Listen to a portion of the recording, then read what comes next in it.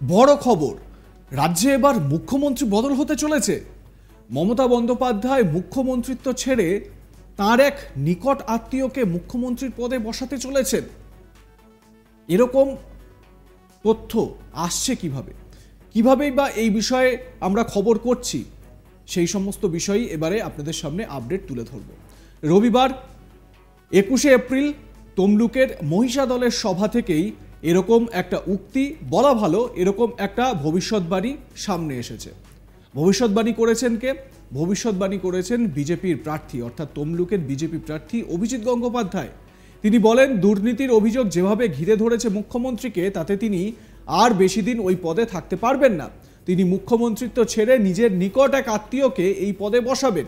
একই সঙ্গে তিনি ঘোষণা করেন, রাজ্যের 42টি লোকসভা আসনের মধ্যে বিজেপি 25টি আসন পাবে।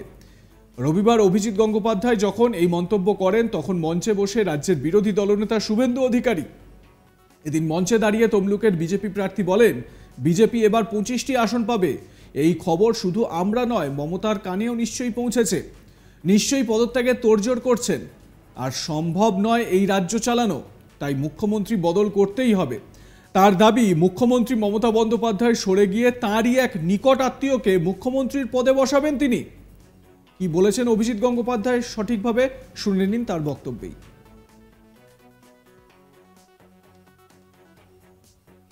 আমরা বুঝতে পেরেছি যে বিজেপি অন্ততপক্ষে 25টা আসন পশ্চিমবঙ্গে, এই 42টা আসনের মধ্যে 25টা আসন পেতে চলেছে।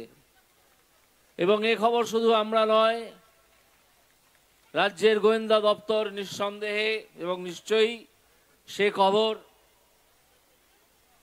এই নির্লজ্জা নেত্রী মমতা বন্দ্যোপাধ্যায়কে পৌঁছে দিয়েছেন। এবং আমি আবার বলছি, আমাদের কাছে যতটুকু খবর এসে পৌঁছেছে সেটা হচ্ছে এই মমতা বন্দ্যোপাধ্যায় পদত্যাগের তোড়জোড় করছেন। কারণ এই চুরির মক্ষী রানীর পক্ষে আর সম্ভব নয় এই রাজ্য চালানো। তিনি একজন চুরির রানী হিসেবে পরিচিত হয়ে গেছেন। তাকে এখন মুখ্যমন্ত্রী বদল করতেই হবে এবং সেই জায়গায় তিনি একজন চুরির রাজাকে বসিয়ে যাবেন, যিনি তার নিকট আত্মীয়। এই পরিকল্পনা করে তিনি বুঝে গেছেন যে আমি এবার চুরি করে চলে গেছি হিমালয়, আমার আত্মীয়কে বসিয়ে গেছি, বাকি চুরি চামারিটুকু সে করবে। শুনলেন তো অভিজিৎ গঙ্গোপাধ্যায়ের বক্তব্য। বাঘ যখন ছাগলের মতো চড়ে বেড়ায়, তখন বুঝতে হয় গন্ডগোল আছে। রবিবার 21শে এপ্রিল মহিষা দলের সভায় এমনই মন্তব্য করেন তমলুকের বিজেপি প্রার্থী প্রাক্তন বিচারপতি অভিজিৎ গঙ্গোপাধ্যায়। এদিন অভিজিৎ গঙ্গোপাধ্যায়ের সমর্থনে এই সভার আয়োজন করা হয়। সভায় উপস্থিত ছিলেন রাজ্যের বিরোধী দলনেতা শুভেন্দু অধিকারীও। এদিন অভিজিৎ গঙ্গোপাধ্যায় নিশানা করেন সন্দেশখালী কাণ্ডের কিংপিন শেখ শাহজাহানকে। তমলুকের বিজেপি প্রার্থী বলেন, শেখ শাহজাহানকে সন্দেশখালীর বাঘ বলা হতো, সেই বাঘ এখন জেলে। এরপরই তিনি বলেন, বাঘ যখন ছাগলের মতো চড়ে বেড়ায়, তখন বুঝতে হবে গন্ডগোল রয়েছে। এদিন তিনি বলেন, শাহজাহান জেলে বসে কান্নাকাটি করছে আর তার দল তার পিছনে নেই। শাহজাহানকে পঞ্চায়েতের কর্মাধ্যক্ষের পদ থেকেও সরিয়ে দেওয়া হয়েছে। শেখ শাহজাহান সন্দেশখালীর মহিলাদের উপর দিনের পর দিন কিভাবে অত্যাচার করেছে সে বিষয়ে মন্তব্য করেন অভিজিৎ গঙ্গোপাধ্যায়। অভিজিৎ গঙ্গোপাধ্যায় কি বলেছেন শাহজাহান প্রসঙ্গে শোনাই আপনাদের। এই যে সন্দেশখালীর মুকুটহীন সম্রাট শাহজাহান, যাকে তাদের নেতারা আখ্যা দিয়েছিলেন সন্দেশখালীর বাঘ, সে আজ কেন জেলখানায় ছাগলের মতো চড়ে বেড়াচ্ছে? বাঘ যখন ছাগলের মতো চড়ে বেড়ায়, তখন বুঝতে হয় যে একটা গন্ডগোল কিছু আছে, না হলে বাঘ ছাগলে পরিবর্তন হয় না। বাঘ ছাগলে এই যে পরিণত হয়েছে, এনফোর্সমেন্ট ডিরেক্টরের হাতে চলে যাওয়ার পরে রাজ্যের পুলিশ তাকে আড়াল করে 58 দিনের বেশি রেখে দিয়েছিল, কিন্তু শেষকালে হাইকোর্টের চাপে তার পারেনি, তাকে গ্রেপ্তার করতেই হয়েছিল। তারপর সে ইডির জিম্মায় চলে যায়। এখন সে রোজ হাহুতাশ এবং কান্নাকাটি করে। তার পাশে তার নেতৃত্ব আর নেই। তিনি পঞ্চায়েতের একটা কর্মাধ্যক্ষ ছিলেন, সেই পদ থেকে তার দল তাকে সরিয়ে দিয়ে নিজেদের মুখ বাঁচাতে চাইছে বা পিঠ বাঁচাতে চাইছে।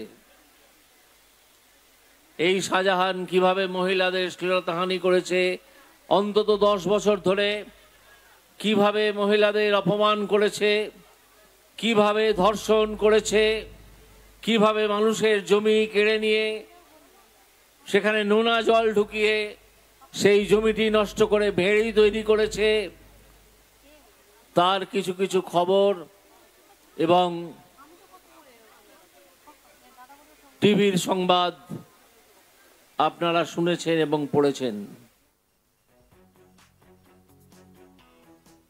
এদিনের সভাতেই তৃণমূলের সাধারণ সম্পাদক অভিষেক বন্দ্যোপাধ্যায়কে ফের কটাক্ষ করেন শুভেন্দু অধিকারী। পাশে বসা তমলুকের প্রার্থী অভিজিৎ গঙ্গোপাধ্যায়ের কথা উদ্ধৃত করে অভিষেককে খোঁচা দেন শুভেন্দু। আমার খেয়ে যে কাজ নেই, ওই জাস্টিস গাঙ্গুলির কথায় তালপাতা সেপাইয়ের কথার উত্তর দিতে হবে। ওটাকে মাল নাকি? ওর সামনে হচ্ছে পিসির ভাইপো, সামনে লেখা আছে পিসি, তারপরে লেখা আছে নাম, পিছনে লেখা আছে ভাইপো।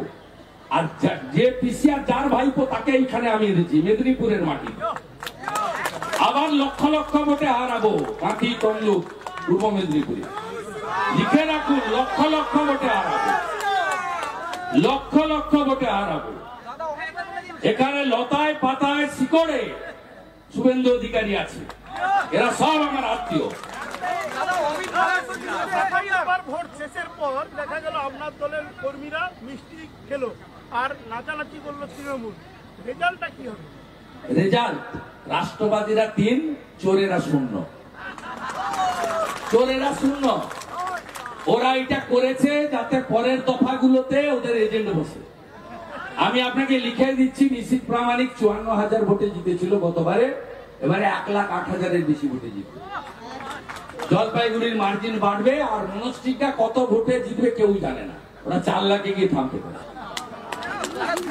আমার কাছ থেকে নেবেন, ও তো মর্নিং শোটা দিয়েছে। আমার সভাতে যা লোক হয়েছে, পিসি মনির সভাতে পুলিশ দিয়ে ভিডিওকে দিয়ে লোক আনিয়েও লোক হয়নি। গতকাল আমি রতুয়াতে সভা করেছি, 10,000-এর বেশি লোক, 65% মাইনরিটি থাকে ওখানে। দেখতে থাকুন আজ তাক বাংলা। সাবস্ক্রাইব করে নিন ইউটিউব চ্যানেলটি, বেল বাটন প্রেস করতে ভুলবেন না।